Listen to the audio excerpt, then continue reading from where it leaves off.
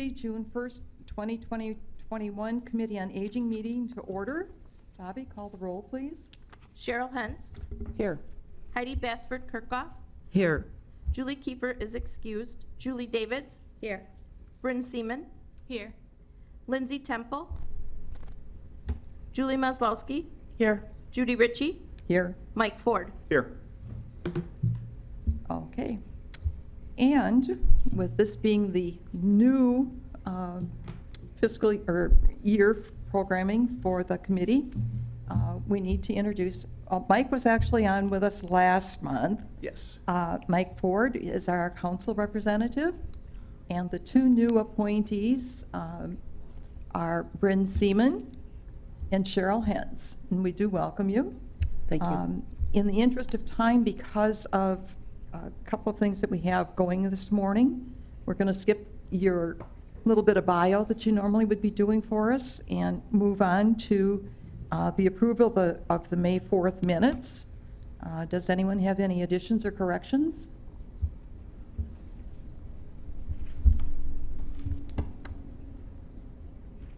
If not, I'll take a motion to approve. I'll move. A second? Second. Second. Thank you. All those in favor? Aye. Aye. Opposed? Motion carried. And I'll vote present since I wasn't here. And did we have any citizen statements? None. And public comment on the agenda items? None. Okay. Then we can move on to our speaker for today. And Bryn, would you like to introduce her? I'd be happy to.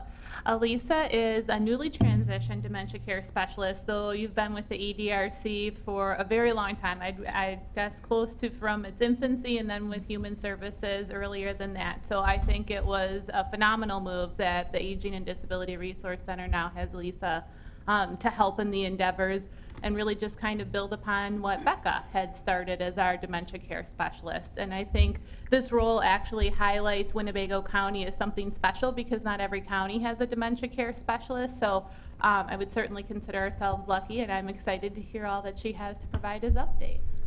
Thanks, Bryn. Absolutely. So thanks for having me today. I appreciate the opportunity to share with all of you what we have been working on. So there's been quite a lot, and with the transition and then with COVID, there's a lot of things that were kind of on hold and being done virtually, and now we're opening a lot of things back up in person. So it's kind of an exciting time trying to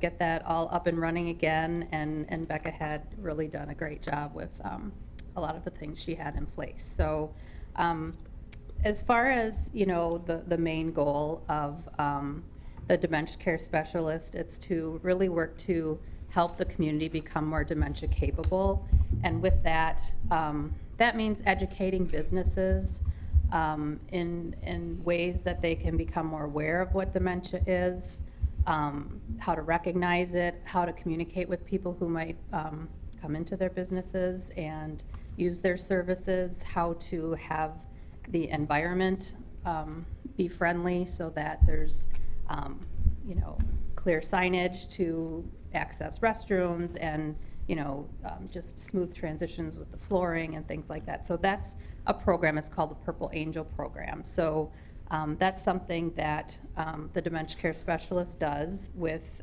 any businesses that are interested.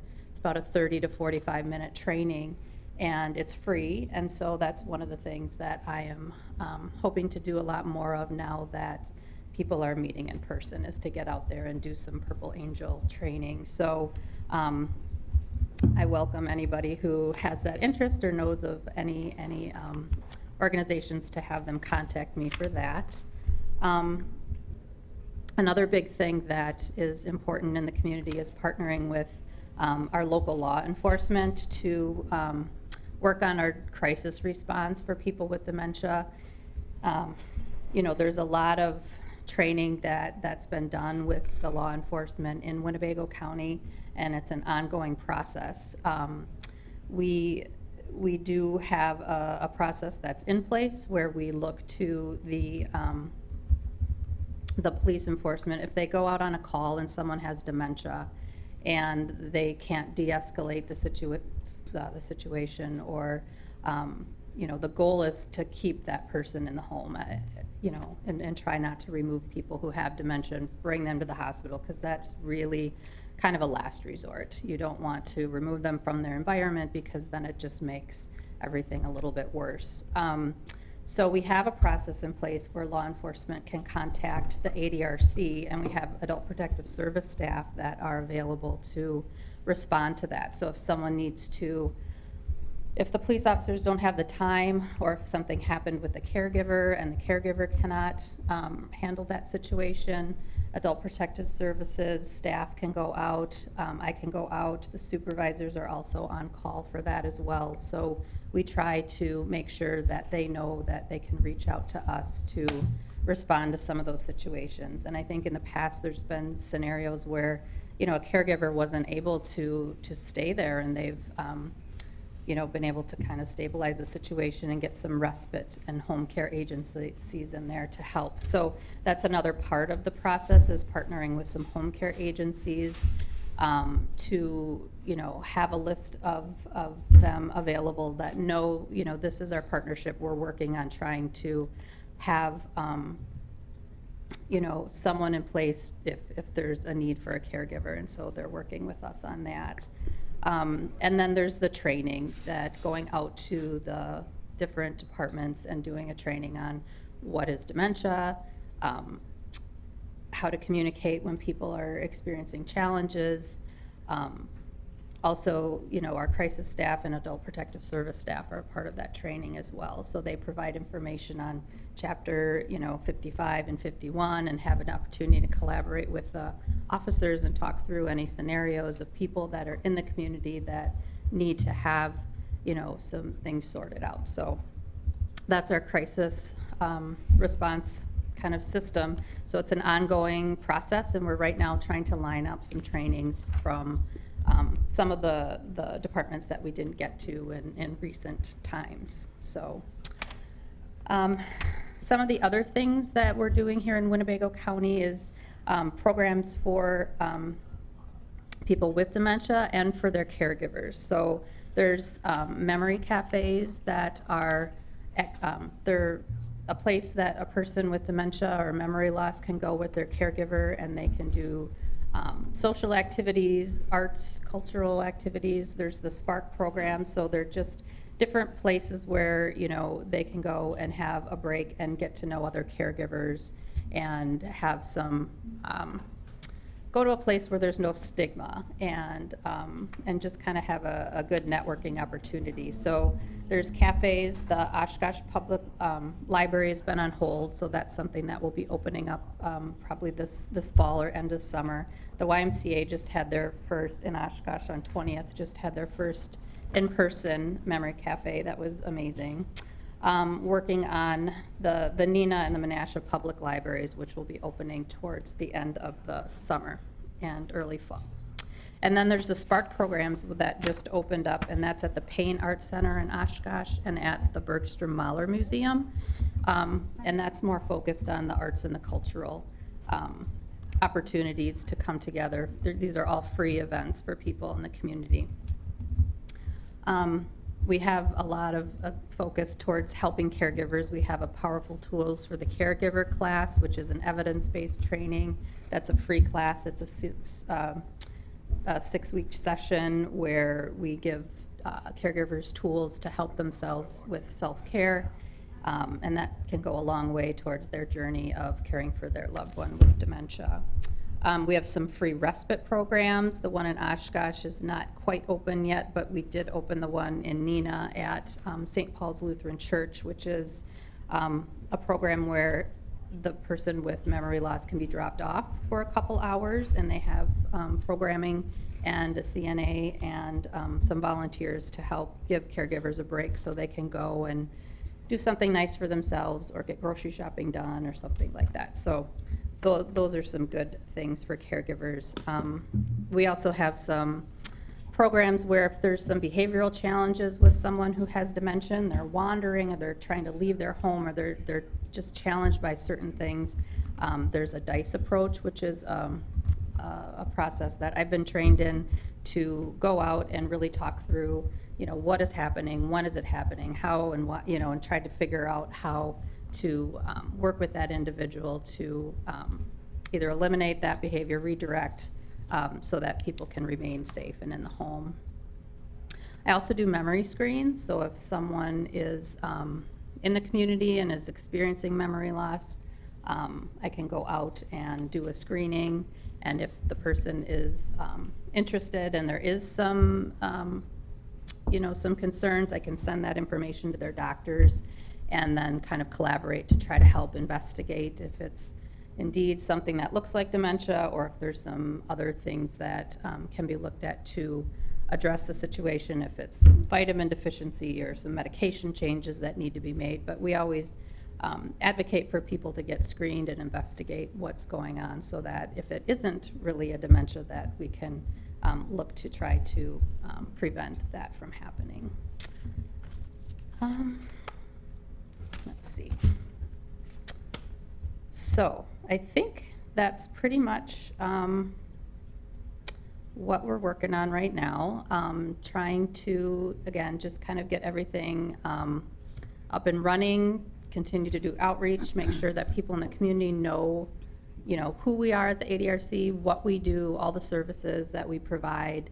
We're collaborating together within the department to make sure that, I'm getting the people that need more of the dementia care focus, and that if people need long-term care or protective services, that we just kind of all work together as a team to make sure people are getting what they need. So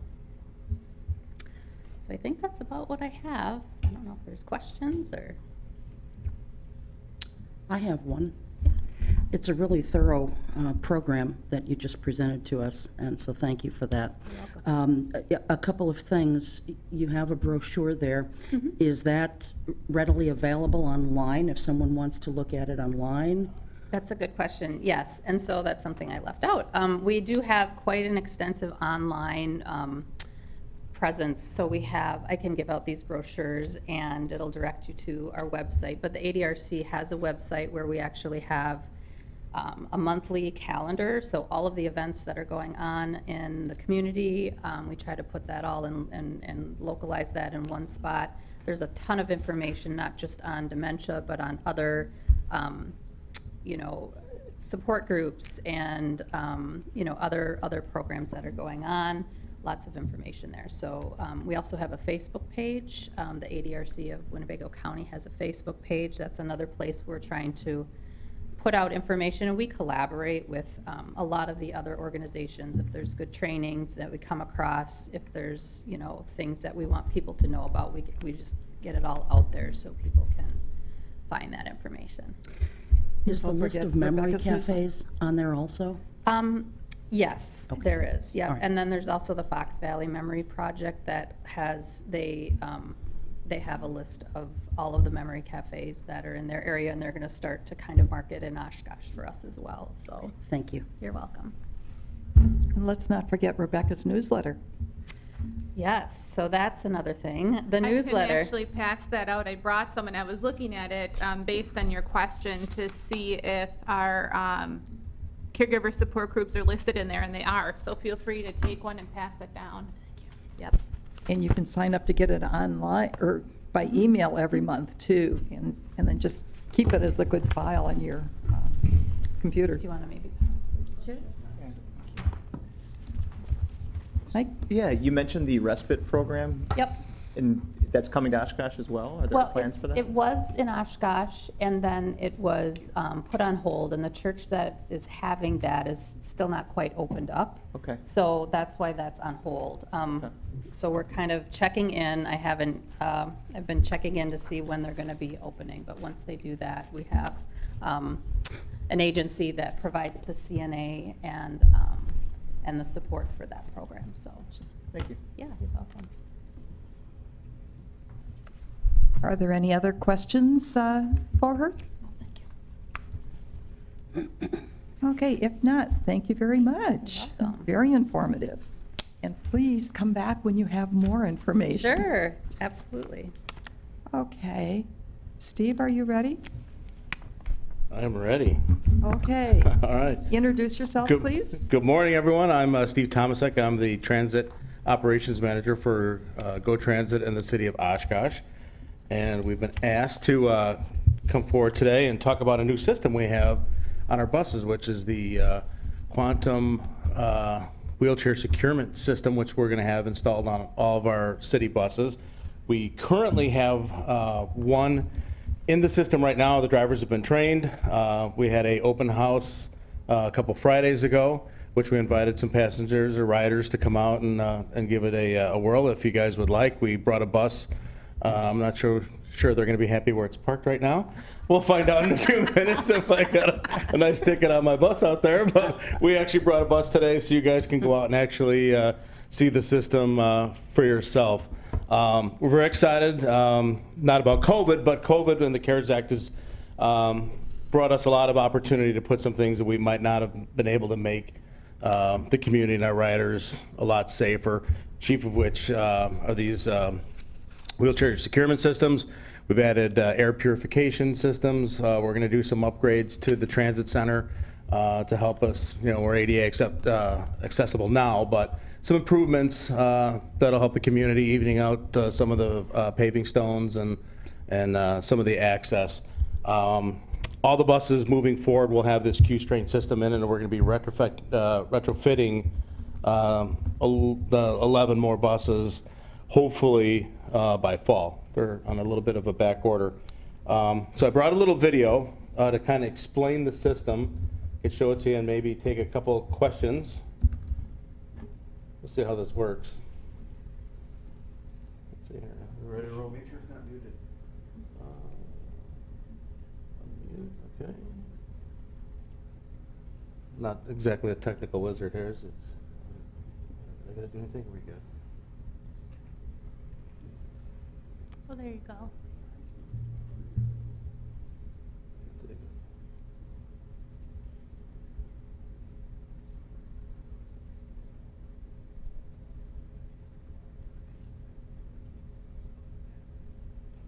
Out there? No.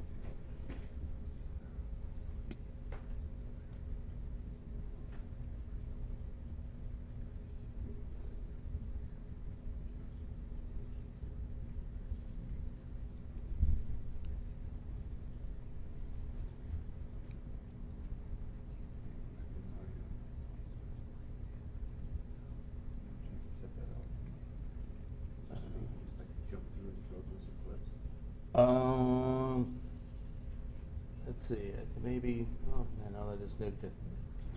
Well, this would have been a lot more fun if we had, they did that. You can kind of see here if you look through on the screen. The way to access this is to basically drive in forward. We're going to miss the narrative here, if I can, but in any case, you would center your wheelchair to, there's a pad. You center your wheelchair directly to that pad, as you can see. It's happening on the screen here. Hopefully she'll take us in. Our lovely assistant Cheryl here. So you basically back in, and it's a very easy system. You back in, there's a button that the driver hits as soon as you get on the bus that turns the system on. The wheelchair driver or the rider will position their own chair. There's a button on the side of the bus that they hit, which actually gets the mechanism going. Which I'm not being able to hear much, but in any case, it's a self locking system. The wheelchair user backs into the pad, depresses the button, and there's an arm that comes down. It takes 25 seconds total for this process to work. Comes down, gently compresses the wheel. Once the driver is aware of the fact that the wheelchair is down and secured, they'll hit the button and it adds another 25 pounds of pressure. It's a rear-facing seat or securement system. It's a safer system if you look like baby seats. And a lot of the transit systems in Europe are all having the seats now facing backwards. In the event we've had, just in the last 2-3 weeks, we've had issues with people not properly seated in buses.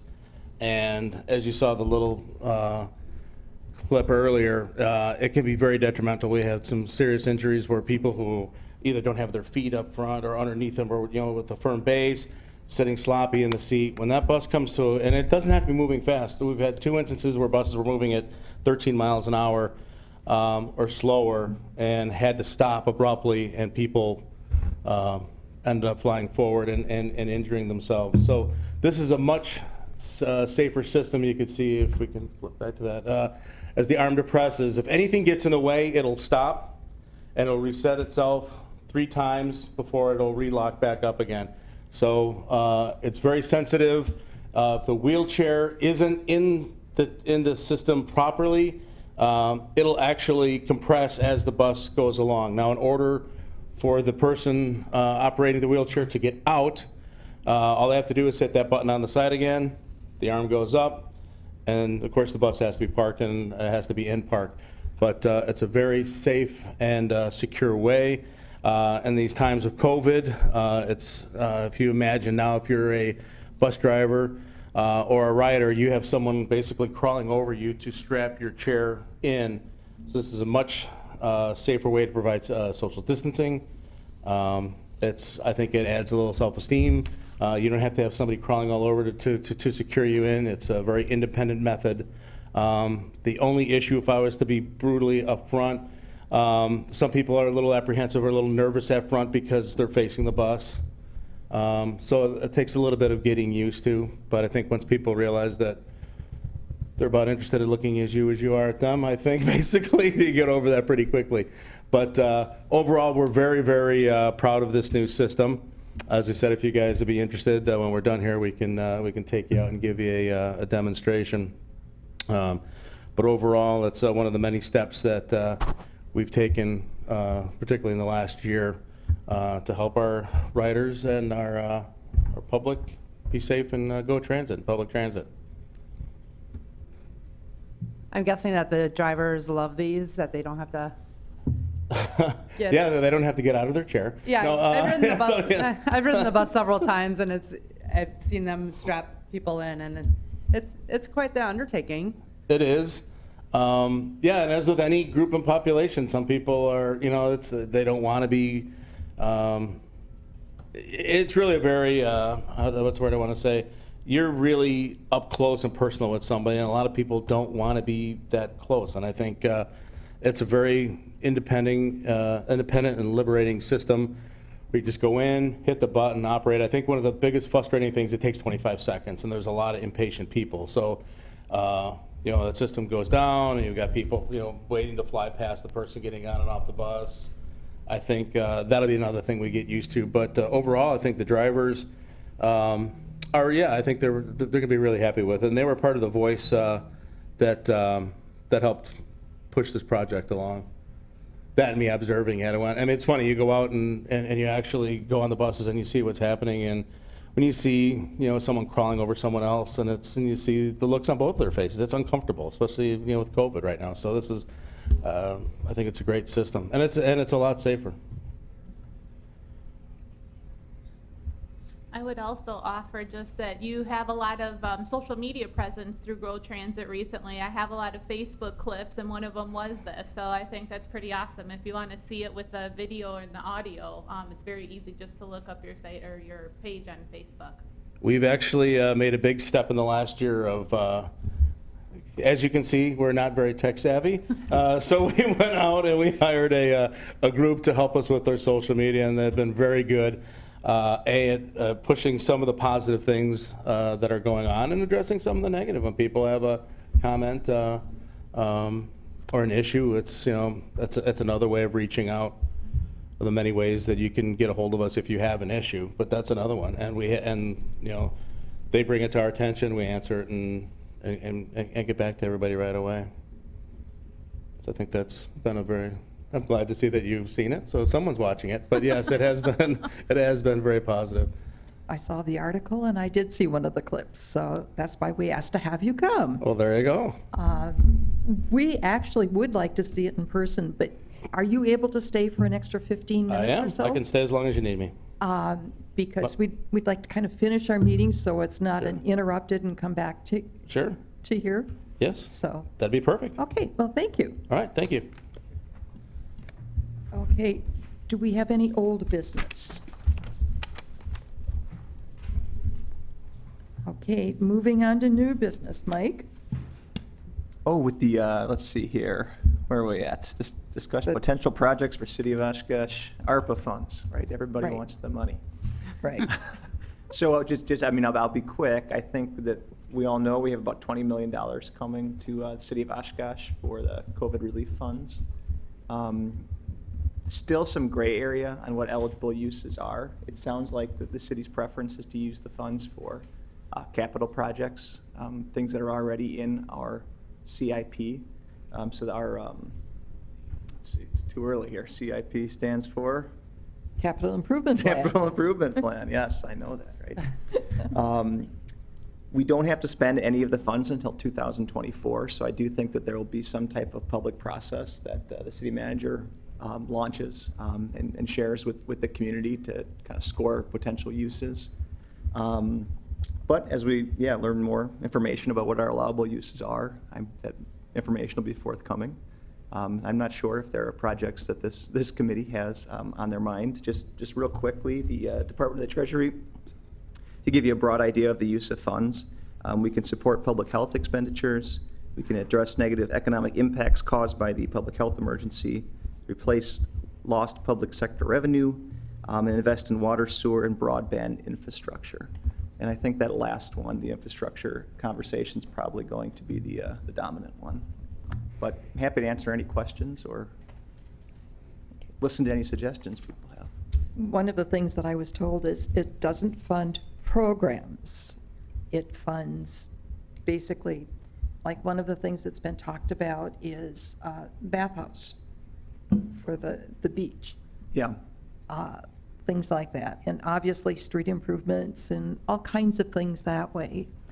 And I think probably the ADRC has a better finger on some of the needs out there than maybe some of us as individuals. So it's not that we have to present something today, Correct. but as you think of things, do you mind if we just direct to you? Yeah, please do, because those conversations are going to be ongoing at council. And like I said, there will be some type of more formalized process, but the more ideas we have, the earlier we have access to those ideas, the better shot they'll have. Rather than sending them to me and then me on to Mike, just Mike, because he is our council rep to the committee. He's the direct line there. Yeah, so please do. I don't know if people have my email address. It's right there. If you go on the city council website and you can email me directly. My phone number's there too. Always happy to take a phone call. Just let me know. Okay, well, thank you. You're welcome. All of you got a handout here. It's very exciting. And Bethel Home is one of only 14 skilled nursing facilities in the country, and the first in Wisconsin to receive certification as a post-acute care heart failure center through the American Heart Association. And it says that the mission is to improve the outcomes of patients with chronic heart failure while partnering with acute care hospitals, skilled nursing facilities, and rehab facilities. So that's really a great thing for Oshkosh, to be one of the leaders in the nation. And we certainly congratulate Bethel. Next is, how many of you are going to be here that could meet in July? How many are having family plans or something where you're going to be gone? We're just looking at being able to have a quorum. So maybe, Bobby, if you go around and everybody say, I'll be here or I'll be gone. Okay. Cheryl Hens. I'd be available. Heidi Bassford-Kirkhoff. I believe I'll be available. Julie Davids. I'll be available. Bryn Seaman. Yep, I'll be here. Julie Maslowski. I'm available. Judy Ritchie. I'll be available. Mike Ford. I'm available. Okay, we can plan on having a meeting. So then we'll find a speaker for that month. And the next is the election of the chair and the vice chair. and you don't have Ron to pick on this time. So I'll take nominations for chair. I nominate Judy Ritchie. Second. Are there any other nominations? Nominations for vice chair.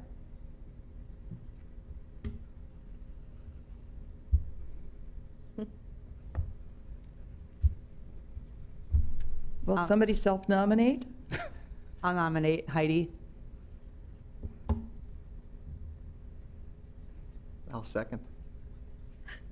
Thank you. Are there any other nominations? Now Heidi, you could nominate her to get back at her. Yeah, I was thinking about that.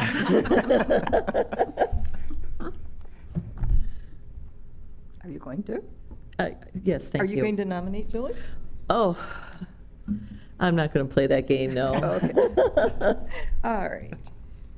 So we have the nominations as Judy Ritchie as chair and Heidi Basford Kirkhoff as vice chair. All those in favor?